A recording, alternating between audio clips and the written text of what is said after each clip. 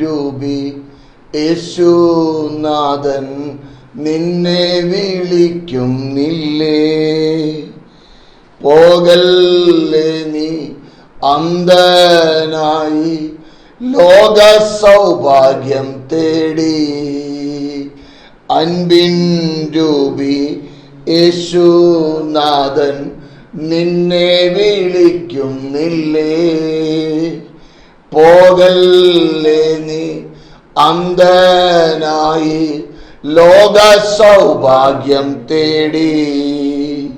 പൊന്നിൻ ചിറകു നിനക്കുമീതെ കർത്തൻ വിരിച്ചതു കാണുന്നില്ലേ, പൊന്നിൻ ചിറകു നിനക്കുമീതെ കർത്തൻ വിരിച്ചതു കാണുന്നില്ലേ, സൂര്യനിൻ താപമോ ഘോരമാരിയോ നിന്നെ അലട്ടായ പൊന്മകനെ, ജീവിതയാത്രക്കാരാ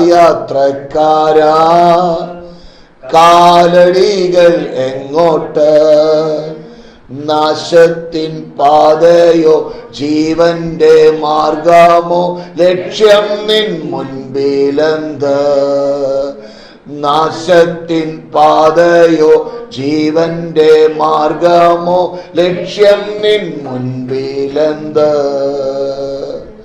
ഓരോ ദൈവ പൈതലും അത് പ്രാപിച്ചെടുത്തേ മതിയാകൂ. കാരണം പോരാട്ടം ആത്മീകമാണ്, ജഡീകമല്ല.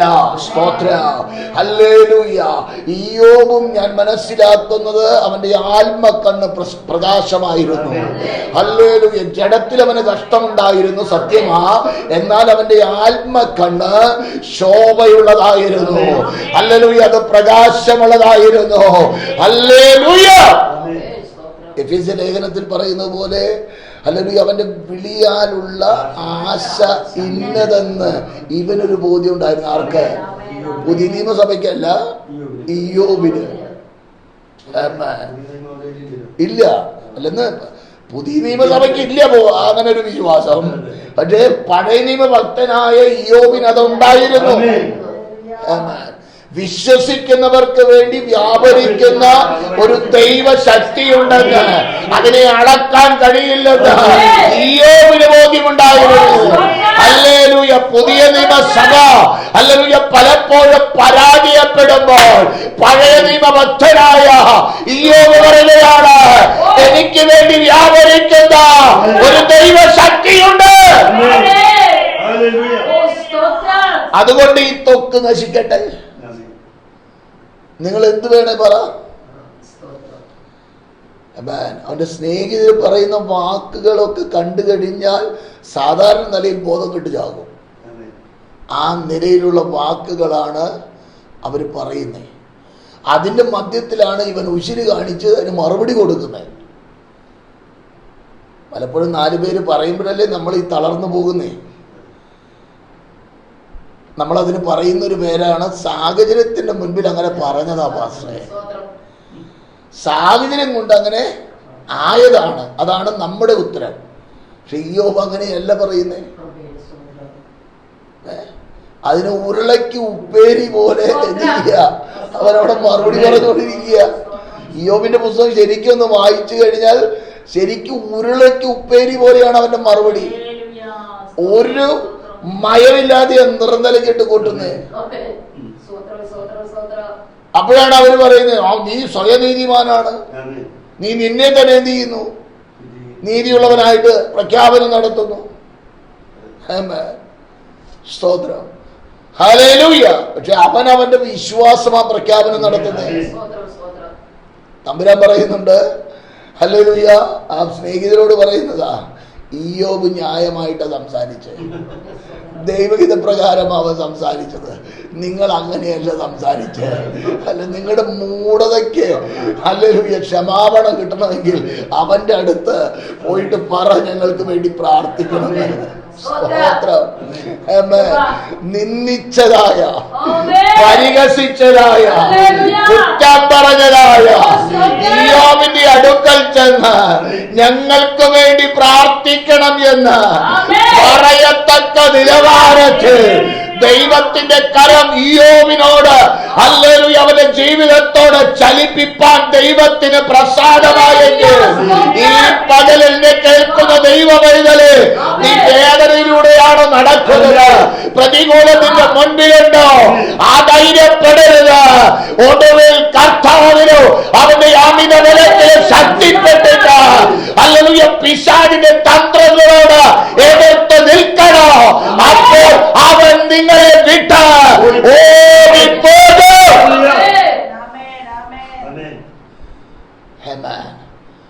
ഇങ്ങനെ ഒരു വ്യവസ്ഥ ദൈവം തന്നെ വെച്ചിരിക്കുന്നതാണ്. സ്തോത്രം. കാരണം അവന്റെ വലയ്ക്കകത്തുനിന്നല്ലേ ഈ മനുഷ്യനെ ദൈവം വിളിച്ച് വേർതിരിക്കുന്നത്. എന്നിട്ട് ഉടനെ തന്നെ കർത്താവ് അങ്ങ് കയറ്റിക്കൊണ്ട് പോവുകയല്ലല്ലോ, ഇവിടെ നിർത്തിയേക്കുക. അവന്റെ വലയ്ക്കകത്തുനിന്ന് വിളിച്ച് വേർതിരിച്ച് പുറത്തേക്കങ്ങ് മാറ്റി നിർത്തിയിരിക്കുക. അപ്പം ഈ വലയ്ക്കകത്തേക്ക് ഇടാൻ വേണ്ടിയാണ് അവൻ എന്ത് ചെയ്യുന്നത്, ശ്രമം നടത്തുന്നത്. അവിടെയാണ് നമ്മൾ പറയണ പല വിചാരം ഞാൻ ആ വലയിൽ വീഴില്ലടാ, ആ വലയ്ക്കകത്ത് ഞാൻ പെടില്ല. കാരണം അതിൽ പെടാതിരിപ്പാൻ എന്നെ സംരക്ഷിക്കുന്ന ഒരു സംരക്ഷണ വലയമുണ്ട്. ഹല്ലേലൂയ. ആ സംരക്ഷണ വലയം ഉള്ളിടത്തോളോ ദുഷ്ടപിശാചേ നിനക്കെന്നെ ഒന്നും ചെയ്യാൻ കഴിയില്ലെന്ന പ്രഖ്യാപനം നാം നടത്തണം. ഇവിടെയാണ് നമ്മൾ പലപ്പോഴും പരാജയപ്പെടുന്നത്. ഈ പ്രതികൂലത്തിന്റെ മുൻപിൽ നമ്മൾ എന്ത് ചെയ്യും, മൗനം പാലിക്കും. ചില സംഭവങ്ങൾ പറയേണ്ട സമയത്ത് പറയേണ്ടതുപോലെ പറയണം. അതിനു വേണ്ടിയാണ് നമ്മുടെ ആദരം എന്ത് ചെയ്യേണ്ടത്. എന്നാ നിരാശയുടെ വാക്ക് പറയാനായിട്ട് അത് ഭയങ്കര മിടുക്കാം, പിറുപിറുക്കാനും എടുക്കാം. അവിടെ പലപ്പോഴും ഞാൻ ഇങ്ങനെ പ്രാർത്ഥിച്ചതല്ലേ, എന്നിട്ട് എനിക്ക് ഇങ്ങനെ സംഭവിച്ചില്ലേ, നീ എന്ത് ചെയ്തെന്നാ ഈ പറയുന്നേ, നിനക്ക് എന്തു വന്നെന്നാ ഈ പറയുന്നേ. ഹല്ലേലൂയ. ഇയ്യോബിന്റെ ജീവിതത്തിൽ സംഭവിച്ചതിന്റെ ഒരു അംശം പോലും നിന്റെ ജീവിതത്തിൽ സംഭവിച്ചിട്ടില്ലല്ലോ. ഒറ്റ ദിവസം കൊണ്ട് സകല മക്കളും പെട്ടിക്കകത്ത്, അതേ ദിവസം തന്നെ ഉള്ള സമ്പത്ത് മുഴുവൻ നഷ്ടപ്പെട്ടു. അത് നോക്കിയിട്ട് പറയുക, യഹോവ തന്നു, യഹോവ എടുത്തു, അവന്റെ നാമം വാഴ്ത്തപ്പെടട്ടെ. ആണ്ട കിടക്കുന്നു. തന്നത് ഞാൻ ഇത് കൊണ്ടുപോകുന്നതല്ലെന്ന വിചാരിനോട് പറയുന്നേ. തമ്പുരാൻ തന്നതാ. തമ്പുരാന്റെ സമയമായപ്പോ തമ്പുരാൻ എടുത്തു. അമ്പരന്ന് ഞാൻ നഗ്നനായി വന്നു, നഗ്നനായി തന്നെ ഞാൻ പോകും. സ്തോത്രം. ഇതൊന്നും എന്നെ ഏശിയില്ലെന്ന്, ഈ കാണുന്നതൊന്നും എന്റെ പുറകെ വരില്ലെന്ന് എനിക്കറിയാമെന്ന്. സ്തോത്രം. അത് ഇച്ചിരി കടന്ന പണിയാണ്. അതാണ് ആത്മകണ്ണ് ശോഭിച്ചാൽ മാത്രമേ അത് പറയാൻ കഴിയൂ. സ്തോത്രം. പ്രതികൂലത്തില് ഇയ്യോബിനെ തകർത്ത് കളയുവാൻ കഴിഞ്ഞില്ല. പരിശുദ്ധ ആത്മാവ് അവിടെ പറയുന്ന ആ വാക്കുകളെ നമ്മൾ ശ്രദ്ധിക്കണം. ഒരു വ്യക്തിയുടെ ജീവിതത്തിൽ ദൈവത്തിന്റെ പ്രവൃത്തി ഏത് നിലയിൽ വെളിപ്പെടുത്തണമോ ആ നിലയിൽ വെളിപ്പെടുത്തുവാൻ കഴിവുള്ള ഒരു ദൈവ സാന്നിധ്യമാണ്. എഫെസ്യ ലേഖനം 3-ാം അധ്യായത്തിന്റെ 20-ാം വാക്യത്തിൽ പരിശുദ്ധ ആത്മാവ് രേഖപ്പെടുത്തി വെച്ചിരിക്കുന്ന വാക്ക്, എന്നാൽ നാം ചോദിക്കുന്നതിലും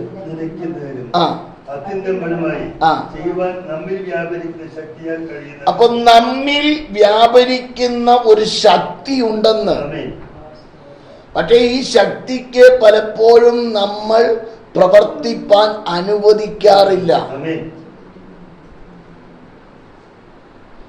നമ്മൾ ചോദിക്കുന്നതിലും നനയ്ക്കുന്നതിലും അത്യന്തം പരമായി നമ്മിൽ വ്യാപരിക്കുന്ന ഒരു ശക്തിയുണ്ട്. പക്ഷെ നമ്മൾ നമേണമേന്ന് പറഞ്ഞ് ചോദിച്ചുകൊണ്ടിരിക്കുക, ഈ ശക്തി ഇവിടെ സൈലന്റ് ആയിട്ട് നിൽക്കുക. അതിന് പ്രവർത്തിക്കാൻ നമ്മൾ എന്ത് ചെയ്യുന്നില്ല? അവസരം കൊടുക്കുന്നില്ല. അല്ലെങ്കിൽ നമ്മൾ വേണ്ടതുപോലെ ആശ്രയിക്കുന്നില്ല. സ്തോത്രം, ഹല്ലേലൂയ. കാരണം ദൈവത്തിന്റെ അടുക്കലേക്ക് നമ്മൾ അടുത്ത് ചെല്ലാതെ, അതാണ് എബ്രായ ലേഖനം വളരെ കൃത്യതയോടുകൂടെ പറയുന്നത്, താൻ മുഖാന്തരമായി ദൈവത്തോട് അടുക്കുന്നവർക്ക് വേണ്ടി സദാ പക്ഷപാതം ചെയ്യുവാൻ ജീവിക്കുന്നവനാണ് നമ്മുടെ കർത്താവായ യേശു ക്രിസ്തു. പക്ഷെ അടുത്താലേ എന്ത് ചെയ്യുകയുള്ളൂ? അടുത്ത് ചെന്നാലേ നടക്കുകയുള്ളൂ. യഥാർത്ഥമായിട്ട് വചനം പറയുന്ന വാക്കുകൾ ശ്രദ്ധിക്കണം. നമ്മൾ പലപ്പോഴും ഈ നമേണമേ എന്ന് പറയുന്നത് മാത്രമേ നമുക്കുള്ളൂ. ഈ മണ്ണ് മാത്രമേ, പന്നിയുടെ മാതിരിയാണ് നമ്മൾ, മണ്ണ് മാത്രമേ നമുക്ക് കാണാനുള്ളൂ. പക്ഷേ ഇവിടെ എഴുതിയിരിക്കുന്ന അതുമായിട്ട് ഒരു ബന്ധവുമില്ല. സ്തോത്രം. ഇവിടെ എഴുതിയിരിക്കുന്ന വാക്കെന്ന് പറയുന്നത് ദൈവമായുള്ള ബന്ധത്തിൽ നീ ചിന്തിക്കുന്നതിലും നനയ്ക്കുന്നതിലും അത്യന്തം പരമായി വ്യാപരിക്കുന്ന ഒരു ശക്തിയുണ്ട്. ഹല്ലേലൂയ. നിന്റെ ജീവിതത്തിൽ ഭൗതികത്തിന്റെ കാര്യം അത് ദൈവം ചെയ്യേണ്ടത് ദൈവം ചെയ്യും. അതിന് നീ കഷ്ടപ്പെടേണ്ട കാര്യമൊന്നുമില്ല. എന്നാൽ ആത്മീകമായി നീ ശക്തിയോടെ ശത്രുവായ പൈശാചികനോട് എതിർത്ത് നിൽക്കുവാൻ നിനക്ക് ആഗ്രഹമുണ്ടെങ്കിൽ, നിനക്ക് താല്പര്യമുണ്ടെങ്കിൽ, നീ കർത്താവിൽ ആശ്രയിക്കുന്നുവെങ്കിൽ, അവൻ എത്ര തന്നെ അലറിയാലോ, എത്ര തന്നെ തീയമ്പുകൾ എഴുതാലോ, അല്ലെങ്കിൽ വിശ്വാസത്തോടുകൂടെ കർത്താവിനോട് നീ ചേർന്ന് നിന്നാൽ, വിശ്വാസത്തോടുകൂടെ അപ്പന്റെ അടുക്കലേക്ക് അടുത്തു നിന്നാൽ, നിന്നെ സംരക്ഷിക്കുന്ന, നിന്നെ സഹായിക്കുന്ന ഒരു ദൈവ ശക്തിയുടെ വ്യാപാരമുണ്ടെന്ന്.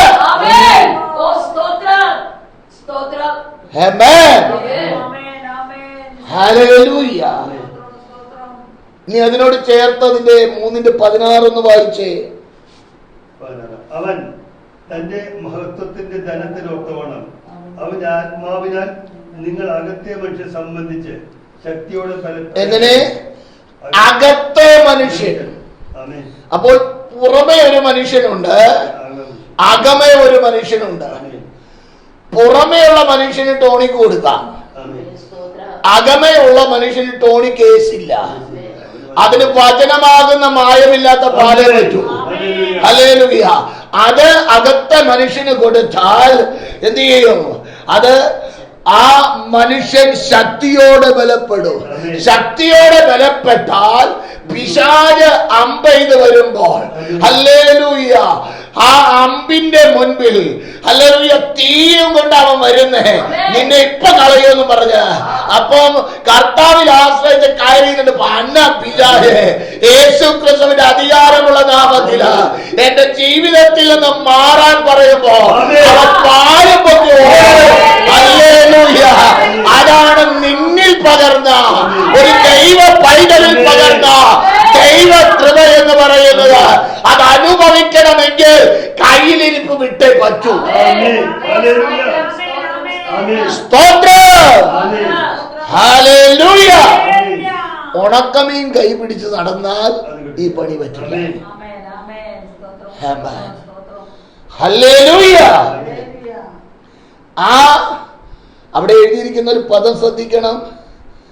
അവൻ തന്റെ മഹത്വത്തിന്റെ ധനത്തിനൊത്തവണ്ണം. ഈ മഹത്വത്തിന്റെ ധനം എന്ന് പറയുമ്പോൾ കാനാവിലെ കല്യാണ വീട്ടിലേക്ക് പെട്ടെന്നൊന്ന് പോകണം.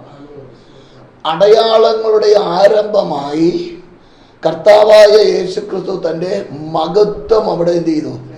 അല്പമായിട്ടൊന്ന് വെളിപ്പെടുത്തി. പച്ചവെള്ളത്തെ മുന്തിരിച്ചാറാക്കി മാറ്റി, അല്പമായിട്ടൊന്ന് വെളിപ്പെടുത്തി. അടയാളങ്ങളുടെ ആരംഭം. ആ അടയാളം വെളിപ്പെടുത്തിയ കർത്താവ് പറയുകയാണ്, ഇവിടെ എന്ത് ചെയ്യണം? അവൻ തന്റെ മഹത്വത്തിന്റെ ധനത്തിനൊത്തവണ്ണം. അവന്റെ ധനം അളക്കാൻ പറ്റുമോ നമുക്ക്? അതിനുള്ള കയ്യില് വല്ലതും ഉണ്ടോ? കയ്യില് ഏതെങ്കിലും നിലയിലുള്ള പാത്രമുണ്ടോ? എന്നിട്ടാണ് പറയുന്നത്, പിന്നെ അതിപ്പോ അങ്ങനെയൊന്നും ചെയ്യാൻ പറ്റുമോ? പ്രാർത്ഥിച്ചു കഴിഞ്ഞാൽ മേളിൽ നിന്ന് ഇറങ്ങി വരുമോ? സ്തോത്രം. തമ്പുരാൻ വേണമെങ്കിൽ ഇറക്കിയും തരും. വിധവയുടെ വീട്ടില് ഒരു ഭരണി എണ്ണയേ ഉള്ളൂ. അത് വാസ്തവത്തിൽ അതൊന്ന് ചിന്തിച്ചാൽ നമ്മുടെ കിളി പോകും. ഒരു ഭരണി എണ്ണ പാത്രത്തിലേക്ക് പകരുമ്പം ഏത് മോട്ടറായിരുന്നു അവിടെ സ്റ്റാർട്ടായത്?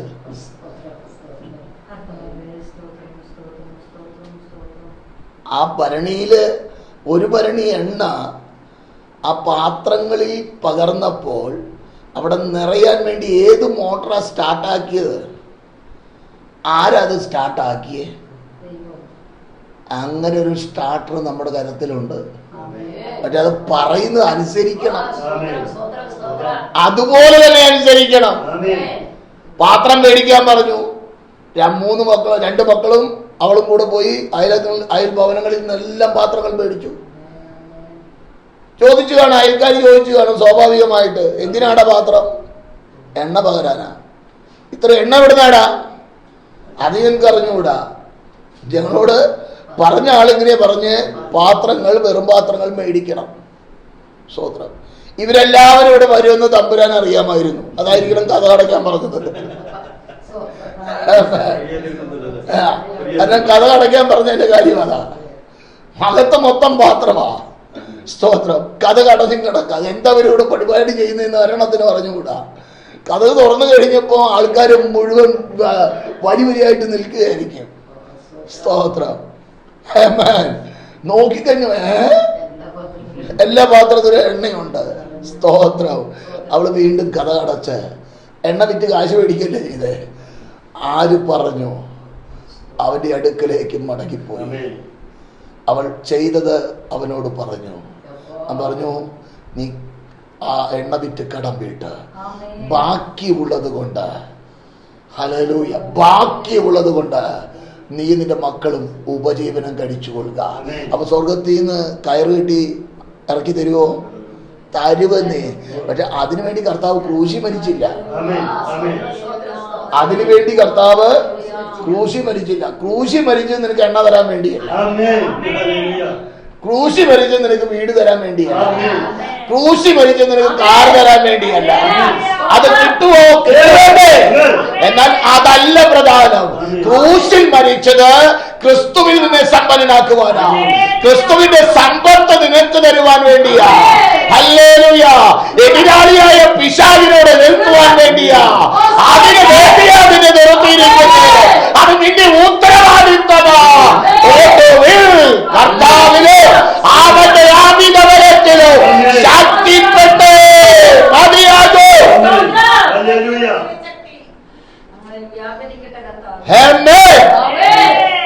ഹല്ലേലൂയ.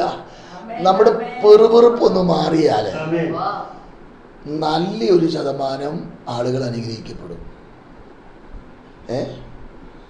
പെറുപെറുപ്പ് നിരാശയുടെ പര്യായമാണ്. പെറുപെറുപ്പ് നിരാശയുടെ പര്യായമാണ്. സ്തോത്രം. അതാണ് ഈ പെറുപെറുപ്പിന്റെ പ്രധാനപ്പെട്ട കാര്യം. പ്രതീക്ഷ നഷ്ടപ്പെടുമ്പോഴാണ് പെറുപെറുപ്പ് വരുന്നത്. മറു സൈഡിൽ അരുളി ചെയ്തവൻ കഴിവ് കെട്ടവനാണെന്ന് സമ്മതിക്കുമ്പോഴാണ് എന്ത് ചെയ്യുന്നേ? നിരാശ വരുന്നേ. ഇതൊക്കെ പ്രതിഫലിക്കുന്നത് ആത്മമണ്ഡലത്തിലാണ്. പിശാച് പറയുക, എടാ നിന്റെ മക്കളാന്നല്ലേ നീ പറയുന്നേ. ആ മകൻ പറയുക, ആ മകൾ പറയുക നിനക്ക് കഴിവില്ലെന്ന്. ഒന്ന് ചിന്തിച്ചേ. പിശാച് കർത്താവിന്റെ മുന്നിൽ നിന്നിട്ട് ഇങ്ങനെ വീരവാദം പറയുമ്പോ എത്ര വേദന കർത്താവിനുണ്ടാകും. ഇതൊരു വിഷയം വരുന്ന സമയത്താണ്, അവിടെയാണ് നമ്മൾ നമ്മുടെ ഉശിരി കാണിക്കേണ്ടത്. വിഷയം കൊണ്ടുവന്നിടുന്നത് സാധാരണ നിലയിൽ പിശാചാണ്. അത് ദൈവം അനുവദിച്ചിട്ടാണ് നടക്കുന്നത്. എന്താണെന്ന് അറിയണ്ടേ? ഇത് ചക്കയാണോ മാങ്ങയാണോ എന്നൊന്ന് തിരിച്ചറിയണ്ടേ? ഇത് പുളിയുണ്ടോ മധുരമുണ്ടോ എന്നൊന്ന് അറിയണ്ടേ? ഹല്ലേലൂയ. പുളിപ്പ വരുന്നെങ്കിൽ തീർന്നു കച്ചവടം. അവിടെയാണ് മധുരം പുറത്തേക്ക് വരുന്നത്. ഹല്ലേലൂയ. അതാ വചനം പറയുന്നേ, ഒരു ദ്വാരത്തിൽ നിന്ന് മധുരവും കയ്പും പുറത്തു വരില്ല. അകത്ത് ക്രിസ്തു ഉണ്ടെങ്കിൽ പുറത്ത് വരുന്നത് മധുരമായിരിക്കും. ഹല്ലേലൂയ.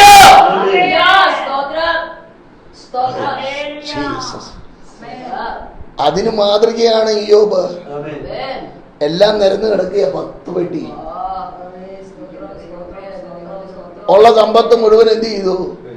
അതോടുകൂടെ ആ സമയത്ത് തന്നെ അതൊക്കെ നടക്കുന്നേ. അവിടെ നോക്കിയിട്ട് പറയുക, യഹോവ തന്നു, യഹോവ എടുത്തു. ഒരു പുഞ്ചിരിയോട് കൂടിയായിരിക്കണം അവൻ പറഞ്ഞിട്ടുണ്ടാകുക. എന്റെ ഭാവന പറയും, വേദോസത്തിനില്ലേ എന്നോട് ചോദിക്കരുത്. സ്തോത്രം. ഒരു പുഞ്ചിരിയോട് കൂടെ അവൻ പറഞ്ഞു കാണും, യഹോവ തന്നു, യഹോവ എടുത്തു, അവന്റെ നാമം വാഴ്ത്തപ്പെട്ടു. അപ്പൊ ആളുകൾ പറഞ്ഞു കാണും, ഇതുവരെ കുഴപ്പമില്ലായിരുന്നു, ഇപ്പൊ അവന് വട്ടായി. അണ്ട് മക്കള് ചത്ത് കിടക്കുമ്പോ അവൻ ചിരിക്കുന്നു. അവൻ ചിരിക്കുന്നു. ആരെങ്കിലും ചിരിക്കും. അപ്പൊ മക്കള് ചത്ത് നന്നായി അവൻ പറയുന്നേ. സ്തോത്രം.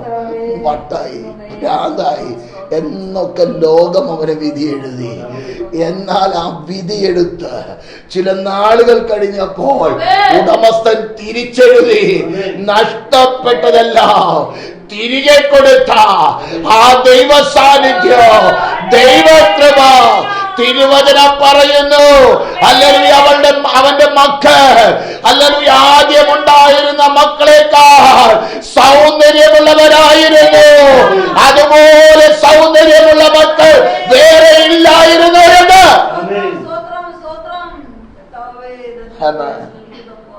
സ്തോത്രം. ഹല്ലേലൂയ. കയ്പിന്റെ സമയത്ത് നിൽക്കാനാണ് പ്രയാസം. അവിടെയാണ് എഫേസ്യ ലേഖനം 6:10 പ്രാധാന്യത. ഒടുവിൽ ഒടുവിൽ ഒടുവിൽ നിന്നെ ഒടുക്കിക്കളയുവാൻ, നിന്നെ ഇല്ലാതെയാക്കുവാൻ അന്ധകാര ശക്തി, അവന്റെ ശക്തി മുഴുവനും എടുത്ത്, സ്തോത്രം, ഒരു ദിവസം കൊണ്ടാ പറയുന്നേ എല്ലാം നഷ്ടപ്പെട്ടത്. ഒറ്റ ദിവസം.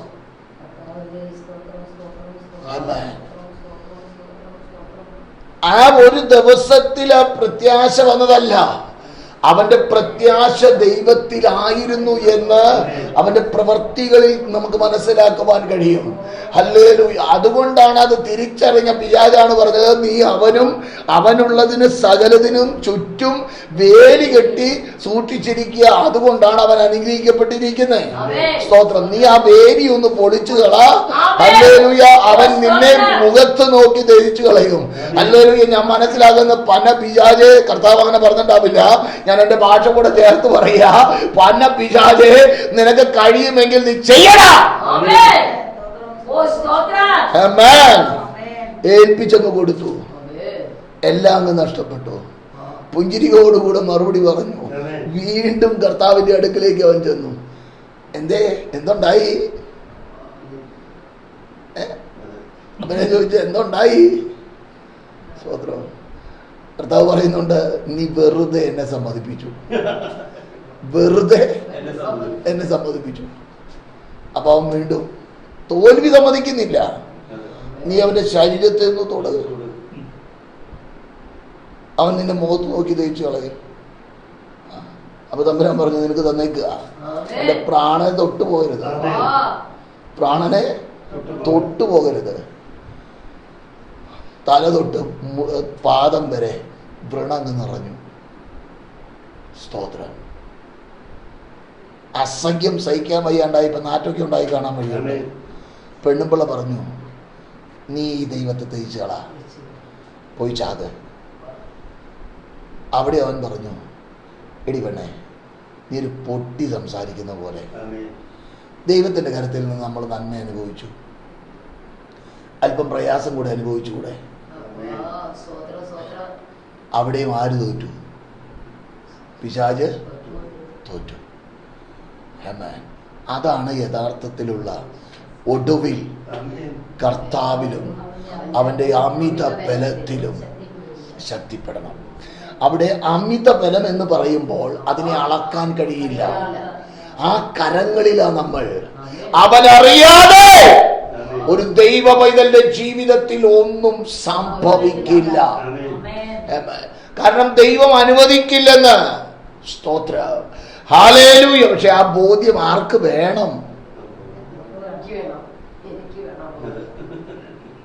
വ്യക്തിപരമായി ഓരോ വ്യക്തികൾക്കും വേണം. സ്തോത്രം. അങ്ങനെ വന്നു കഴിയുമ്പോൾ അവൻ എന്ത് ചെയ്യും? മുട്ടും മുടക്കി ഇനി രക്ഷയില്ല. ഇനി അതിന് പുറകെ നടന്നിട്ട് കാര്യമില്ല. അത് പിശാച് നാണമില്ലാത്തതാണ്. പിശാച് പറയും എന്നെക്കാളും നാണമില്ലാത്തതാണ്. എന്ത് വന്നാലും എന്തുണ്ടായാലും ദൈവത്തിന് മഹത്വം കൊടുക്കുന്ന. അപ്പൊ അതിന് പുറകെ നടക്കണ്ട. കാരണം അതിന് കിട്ടാൻ ബുദ്ധിമുട്ടാ എന്നാര് പറയൂ? പിശാച് പറയൂ എനിക്കേ നാണമില്ലാത്തവനാ, ഞാൻ തോൽവി സമ്മതിക്കാത്തവനാ. പക്ഷെ ഇവിടെ എന്ത് വന്നിട്ടും എന്ത് ചെയ്യുന്നില്ല. എന്നെക്കാളും നാണം കെട്ടൊരു സാധനമാ ദൈവത്തിൽ ആശ്രയിച്ചുകൊണ്ട് നടക്കുക.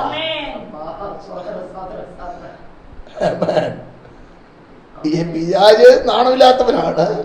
നമ്മൾ എന്ത് ചെയ്യണം? നാണമില്ലാതെ ദൈവത്തിൽ ആശ്രയിക്കുന്നവരാകണം.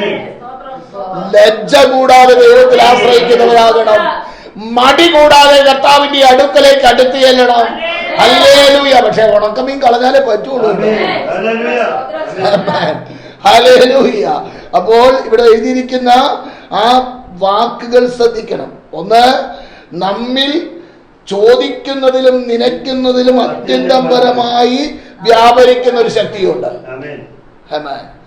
അത് മാത്രമല്ല, നമ്മുടെ അകത്തെ മനുഷ്യനെ ശക്തിയോടെ ബലപ്പെടുത്തുന്ന ഒരു ശക്തിയുണ്ട്. അത് കഴിയണമെങ്കിൽ ഈ വചനം അകത്ത് കയറ്റിയാലേ പറ്റുള്ളൂ. സ്തോത്രം. ആമേൻ. അപ്പോൾ അങ്ങനെ മുൻപോട്ട് പോകുമ്പോൾ ശത്രുവായ പൈശാചികൻ അടുത്ത പണി നടത്തുന്നത് വ്യാജ ഉപദേശങ്ങൾ കൊണ്ടുവന്നിട്ടാണ്. സ്തോത്രം. അതുകൊണ്ടാണ് ഈ വചനം യാഥാർത്ഥ്യമാണോ എന്ന് വചനവുമായി പരിശോധന നടത്തേണ്ടതിന്റെ ആവശ്യകത. സ്തോത്രം. കേൾക്കുന്നത് മുഴുവൻ കണ്ണുമടച്ച് എന്ത് ചെയ്യരുത്? വെട്ടി വിഴുങ്ങരുത്. ഈ കാലത്തിൽ പ്രത്യേകാൽ വളരെ ശ്രദ്ധിക്കേണ്ട ഒരു കാലമാണ്. ഈ വേദപുസ്തക വ്യവസ്ഥ വിട്ട് പറയുന്നത് ചില പുതിയ ഉപദേശമാണെന്നും പറഞ്ഞാൽ പറയുന്നേ. സ്തോത്രം. പക്ഷെ അവിടെ നിന്നിട്ടൊന്ന് ശ്രദ്ധിക്കണം. ഇത് പുതിയ ഉപദേശമാണെന്ന് പറയുന്നത് ഒന്നിനോടൊന്ന് എന്ത് ചെയ്യണം? ചേർത്ത് വെക്കാനുണ്ടോ എന്ന് നോക്കണം.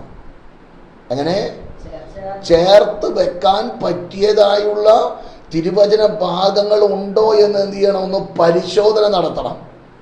ഒരു വാക്യം എടുത്തിട്ട് അതിനെ മാത്രം എന്ത് ചെയ്യരുത്? ഹല്ലേലൂയ പറയുമ്പോൾ നമ്മൾ കണ്ണു അടച്ച് ആമേൻ പറഞ്ഞ് തലയും വെച്ച് കൊടുക്കരുത്. സ്തോത്രം. ഹല്ലേലൂയ. എന്നാൽ അതിനോട് ചേർന്ന് ഹല്ലേലൂയ മറ്റൊരു ഭാഗത്ത് ചേർത്ത് പറയുന്നു എങ്കിൽ ആ വചനത്തെ സ്വീകരിക്കാം. അല്ലാത്തതൊന്നും എന്ത് ചെയ്യരുത്? സ്വീകാര്യമാക്കരുത്. അത് വളരെ ശ്രദ്ധയോടുകൂടെ ശ്രദ്ധിക്കേണ്ടത് അനിവാര്യമാണ്. സ്തോത്രം. ഹല്ലേലൂയ. അപ്പോൾ ഇന്ന് പകൽ നമ്മൾ കേട്ടതായ തിരുവചന ഭാഗങ്ങൾ ശ്രദ്ധിക്കണം. അടുത്ത ചില ഭാഗങ്ങളിൽ ചില കാര്യങ്ങൾ കൂടെ പറഞ്ഞിട്ട് ഈ ഭാഗത്തു നിന്ന് വിരാമം കുറിക്കുവാൻ ഞാൻ കർത്താവിൽ ശരണപ്പെടുകയാണ്. എന്നെ കേൾക്കുന്ന ദൈവമക്കളോട്, കേൾവിക്കാരോട്, സ്നാനപ്പെട്ട് ദൈവകൃപയിൽ നിൽക്കുന്ന വ്യക്തികളോട് എഫെസ്യ ലേഖനം 6-ാം അധ്യായത്തിന്റെ 10 മുതലുള്ള തിരുവചന ഭാഗങ്ങൾ ഓരോ ദൈവപൈതലും ജീവിതത്തിൽ പ്രാവർത്തികമാക്കേണ്ടതാണ്. ഒടുവിൽ കർത്താവിലും അവന്റെ ആമിത ബലത്തിലും ശക്തിപ്പെടണോ. ആ ശക്തിപ്പെട്ടാൽ പിശാചിന്റെ തന്ത്രങ്ങളോട് നിനക്ക് എതിർത്ത് നിൽപ്പാൻ കഴിയോ? അവൻ എഴുതുവിടുന്ന തീയമ്പുകളെ അതിജീവിപ്പാൻ കഴിയോ? അതിന് വിശ്വാസമാകുന്ന പരിചയം എടുക്കണമെങ്കിൽ വ്യാപരിക്കട്ടെ. വിശ്വാസമാകുന്ന പരിധി ആവശ്യമാണെന്ന് വിശ്വസിക്കുന്നവർക്ക് വേണ്ടി വ്യാപരിക്കുന്ന ആ ദൈവശക്തിയുടെ അളവറ്റ വലിപ്പം എങ്ങനെയാണെന്നൊന്ന് ഗ്രഹിക്കണമെന്ന്. അത് ഗ്രഹിക്കുവാൻ വേണ്ടിയാണ് പരിശുദ്ധയാത്മാവ് കർത്താവായ യേശു ക്രിസ്തുവിന്റെ അടക്കത്തെയും ഉയർപ്പിനെയും കുറിച്ച് രേഖപ്പെടുത്തിയിരിക്കുന്നത്. മുഴുലോകം പറഞ്ഞു അവന്റെ ഗതി തീർന്നു. മുഴുലോകം പറഞ്ഞു ഇനി അവനെ ഉയർക്കില്ല. എന്നാൽ സമയമായപ്പോൾ കല്ലറയിൽ നിന്ന് തേജസ്സുള്ള ശരീരവുമായി കർത്താവ് ഹല്ലേലൂയ ഉയർത്തെഴുന്നേറ്റതുപോലെ ദൈവത്തിന്റെ ക്ലോക്കിൽ സമയമായ നിന്റെ മുൻപിലുള്ള വിഷയത്തെ ഹല്ലേലൂയ ജീവിപ്പിക്കുക, ആ പ്രയാസങ്ങൾ ഇല്ലാതെയാക്കുക, തച്ചുടയ്ക്കുക. എന്റെ ദൈവം മതിയായവൻ തന്നെ. നമ്മുടെ മിടുക്കുകൊണ്ട് ദൈവപ്രവൃത്തി വെളിപ്പെടില്ല. നമ്മുടെ കഴിവ് കൊണ്ട് എന്തെങ്കിലും ചെയ്യാം എന്ന് നമ്മൾ ചിന്തിച്ചാൽ അത് അസംഭവമാണ്, അത് നടക്കില്ല. എന്നാൽ നടത്താൻ കഴിവുള്ളവൻ നമ്മുടെ കൂടെയുണ്ട്. അവനിൽ ആശ്രയിച്ചാൽ ഹല്ലേലൂയ ആ മുഖത്തേക്ക് നോക്കിയാൽ തന്മുഖത്തേക്ക് നോക്കിയവരാരും ലജ്ജിതരായിട്ടില്ല. സ്തോത്രം. അതനുഭവിച്ചറിഞ്ഞവനാണ് ദാവീദ്. ഹല്ലേലൂയ. ശത്രുവിന്റെ അകപ്പെട്ടെന്ന് ബോധ്യം വന്നപ്പോൾ ആഗീഷിന്റെ മുൻപിൽ നിൽക്കുകയാണ്. അവന് മനസ്സിലായി, ആഗീശ് എന്നെ ഇവിടുന്ന് പറഞ്ഞു വിടുന്നില്ല എങ്കിൽ എന്റെ തലയ്ക്ക് അപകടമാണ്. പ്രതീക്ഷകളെല്ലാം നഷ്ടപ്പെട്ടു. അവൻ അവിടെ നിന്നുകൊണ്ട് ഉയരങ്ങളിലേക്ക് കൺകൾ ഉയർത്തി സഹായമാകുന്ന പർവ്വതത്തിലേക്ക് അവൻ നോക്കി. വിശ്വസിക്കുന്നവർക്ക് വേണ്ടി വ്യാപരിക്കുന്ന ആ ദൈവശക്തിയുടെ അളവറ്റ വലിപ്പത്തെ ആത്മകണ്ണുകളാൽ അവൻ കണ്ടു. കണ്ടു കഴിഞ്ഞപ്പോ ആഗീഷ് പറഞ്ഞു, ഈ ഭ്രാന്തൻ ഇവിടെ എന്തിനാ വന്നേ? ഇവിടെ ഭ്രാന്തന്മാരുടെ കുറവുണ്ടോ? ഉയരത്തിലേക്ക് കൺകൾ ഉയർത്തി കഴിഞ്ഞപ്പോ ആഗീഷ് പറയും, ഈ ഭ്രാന്തൻ ഇവിടെ എന്തിനാ വന്നേ? സ്തോത്രം. അതാ എന്റെ ദൈവത്തിന്റെ പ്രവൃത്തി. ഹല്ലേലൂയ. വചനം പറയുന്നത് യഹോവയുടെ ഭക്തന് ചുറ്റും പാളയമറയുന്ന ഒരു ദൈവ സാന്നിധ്യം, ഒരു സംരക്ഷണ വലയോ. ആ ദൂതന്മാരിറങ്ങി അവിടെ നിന്ന് കഴിഞ്ഞപ്പം ആഗീഷ് നോക്കിയപ്പോ കാണാൻ ഒരു ഭ്രാന്തൻ നിൽക്കുന്നു. സ്തോത്രം. ഞാൻ പറയും, ഈ ദേശത്ത് ഭ്രാന്തന്മാരില്ലാഞ്ഞിട്ടാണോ ഇവനവിടെ കൊണ്ടുവന്നേക്കുന്നത്? ആട്ടി ഓടിപ്പിച്ചു. അവിടെ നിന്ന് യഥാർത്ഥ ഒരു ഭ്രാന്തനെ പോലെ തുള്ളിയും ചാടിയും മറിഞ്ഞും ഹല്ലേലൂയ മുഴുഭ്രാന്തനായിട്ട് അവൻ ദൈവത്തെ മഹത്വപ്പെടുത്തുക. ഞാൻ യഹോവയെ എല്ലാ കാലത്തും വാഴ്ത്തും, അവന്റെ സ്തുതി എപ്പോഴും എന്റെ ഉള്ളം യഹോവയിൽ പ്രശംസിക്കുക. എളിയവരത് കേട്ട് സന്തോഷിക്കോ. എന്നോട് ചേർന്ന് യഹോവയെ മഹത്വപ്പെടുത്ത്, നാം അവന്റെ നാമത്തെ ഉയർത്തുക. ഹല്ലേലൂയ. സങ്കീർത്തനം നമ്മൾ പ്രാരംഭം മുതലങ്ങ് വായിച്ച് ധ്യാനിച്ചാലുണ്ടല്ലോ, ഹല്ലേലൂയ, ഒരു ഭ്രാന്തൻ നമ്മൾ വാങ്ങും. ഇന്ന് പകൽ ഞാൻ എന്റെ വാക്കുകൾ നിർത്തുകയാ. യഥാർത്ഥമായ ഒരു ഭ്രാന്തനായി കർത്താവിനോട് ചേർന്ന് യാത്ര ചെയ്യുവാനിടയാകട്ടെ. ഇത് കേൾക്കുന്നവർക്ക് ഒരു പക്ഷെ തോന്നും, ഇത് ഭ്രാന്ത് പിടിച്ചവനാണോ എന്ന്. ഹല്ലേലൂയ. ഇതൊരു പരിധി വരെ ഒരു ഭ്രാന്തനാ. എന്റെ കർത്താവ് പറയുന്ന വാക്കുകളിൽ ഹല്ലേലൂയ ഞാനൊരു ഭ്രാന്തനാണെന്നേ. കാരണം എന്റെ ദൈവം എനിക്ക് മതിയായവനാ. എന്റെ ദൈവം എനിക്ക് നല്ലവനാ. എന്റെ ദൈവം എന്നെ സഹായിപ്പാൻ മതിയായവൻ തന്നെ. പരിശുദ്ധ ദൈവമേ, അവിടുത്തെ കൃപയ്ക്കായിട്ട് സ്തോത്രം. അവിടുത്തെ കൃപയുടെ മറവിൽ ഞങ്ങൾ മറഞ്ഞ ഇത്രത്തോളമായിരിക്കാൻ അവിടുത്തെ സഹായിച്ചല്ലോ. മാറ്റമില്ലാത്ത ഈ വചനങ്ങൾ കേൾക്കുന്നവരുടെ ജീവിതത്തിൽ അനുഗ്രഹമാക്കി തീർക്കണം. ദൈവപ്രവൃത്തി കാണുവാൻ സഹായിക്കണം. വലിയൊരു ആത്മപകർച്ച കർത്താവ് നൽകണം. ദൈവപ്രവൃത്തിയുടെ അളവറ്റ വലിപ്പം നാഥൻ വെളിപ്പെടുത്തണം. ഇത്രത്തോളം അങ്ങയിൽ സന്തോഷിപ്പാൻ, അങ്ങയിൽ ആനന്ദിപ്പാൻ അവിടുന്ന് ഞങ്ങൾക്ക് കൃപ നൽകിയല്ലോ. വേദനകൾ ഉണ്ടപ്പാ, പ്രയാസങ്ങൾ ഉണ്ടപ്പാ, പരിമിതികൾ ഉണ്ടപ്പാ, എന്നാൽ അതിൽ സന്തോഷിപ്പാൻ, കൃപയുടെ മറവിൽ മറഞ്ഞായിരിക്കാൻ അവിടുന്ന് ഞങ്ങളെ അനുവദിക്കുന്ന ദൈവകൃപയ്ക്കായി സ്തോത്രം. കേൾവിക്കാരുടെ ജീവിതത്തിലും അവിടുന്ന് കൃപ നൽകണമേ. കേൾവിക്കാരോട് കർത്താവ് ഇടപെടണമേ. അവരുടെ സാന്നിധ്യം നിന്റെ മക്കളുടെ മേൽ ചൊരിയണമേ. ഒടുവിൽ കർത്താവിലോ അവന്റെ അമിത ബലത്തിലും ശക്തിപ്പെടുവാൻ കൃപ നൽകണമേ. അവിടുന്ന് അങ്ങനെ ചെയ്തെടുക്കുന്ന കൃപയ്ക്കായിട്ട് സ്തോത്രം. മഹത്വം മുഴുവൻ യേശു കർത്താവിന്. പ്രാർത്ഥന കേട്ടല്ലോ പ്രിയനെ, നന്ദി പറയുന്നു. ക്രിസ്തുയേശുവിൻ നാമത്തിൽ തന്നെ. ആമേൻ, ആമേൻ, ആമേൻ.